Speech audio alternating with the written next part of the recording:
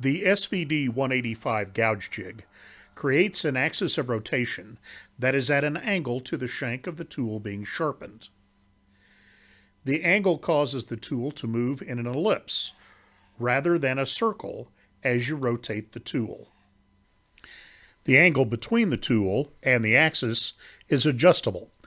The adjustment knuckle is calibrated so that you can easily return to a setting used previously.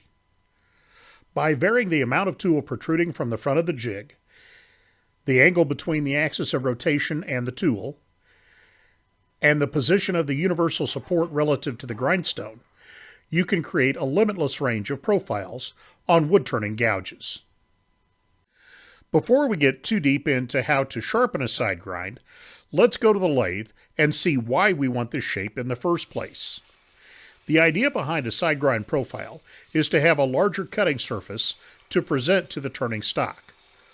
Look at the difference between the size of the shaving taken with a side grind gouge on the left and the straight grind gouge on the right. That'll make a huge difference in the time it takes to shape this turning. Another advantage of the large cutting surface is control. Just like a cabinet maker uses a larger hand plane to create a straight flat board, the turner uses the wider cutting surface of the side grind gouge to create a smooth, flowing curve instead of an irregular one.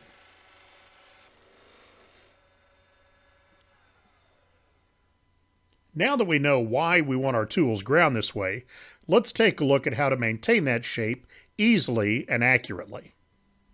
The easiest way to keep our three variables the same every time we sharpen is to use the TTS 100 turning tool setter. We'll start by setting the jig to jig setting number 4.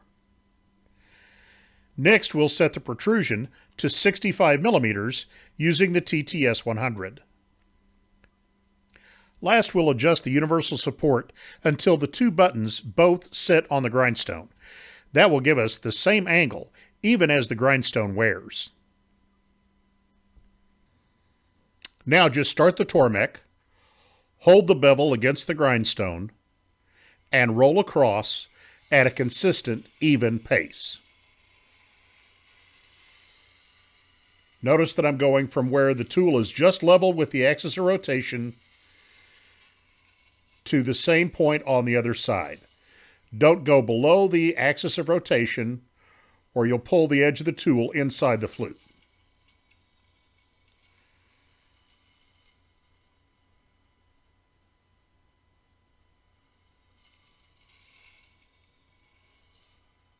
In just a couple of passes, I produced a perfect single facet bevel with a razor sharp edge ready to go back to the lathe. One of the trickiest profiles to sharpen is the Ellsworth side grind. It's a very long side with a short bevel angle. Set the jig at 6, the protrusion at 75 millimeters, and use the outside or A hole on the TTS 100. The long side requires very careful attention as you're sweeping across the tool.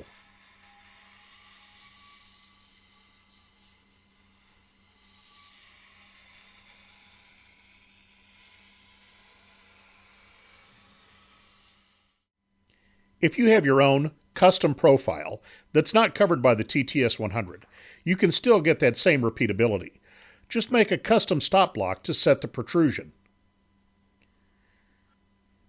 And cut a piece of scrap that just fits between the grindstone and the universal support when the bevel angle is correct. The stop block method is not quite as reliable as the TTS 100 since the angle changes slightly as the grindstone wears.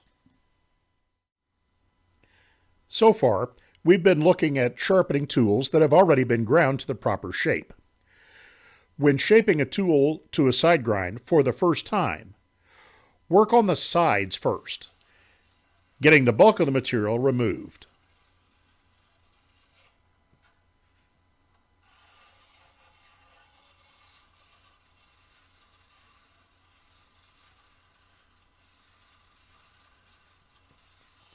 As you get the sides worked down, start working from the edge to the center and back, and do a few passes on each side.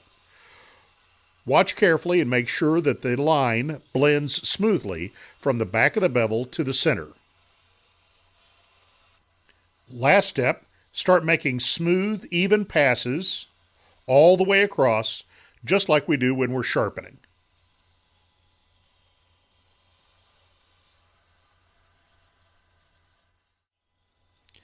The SVD-185 also sharpens carving gouges that have bent shafts.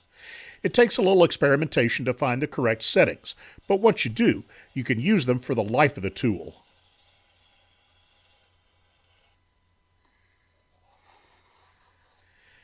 After a little time on the leather honing wheel, the carving tools give a perfect polished cut.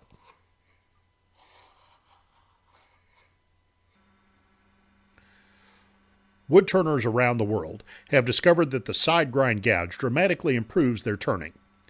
But maintaining that shape consistently by hand is a huge challenge. The SVD-185 makes the task very simple, whether you turn once in a while or every day. Your tools will cut better and last longer. If you've got a Tormek and a lathe, you don't want to be without this jig.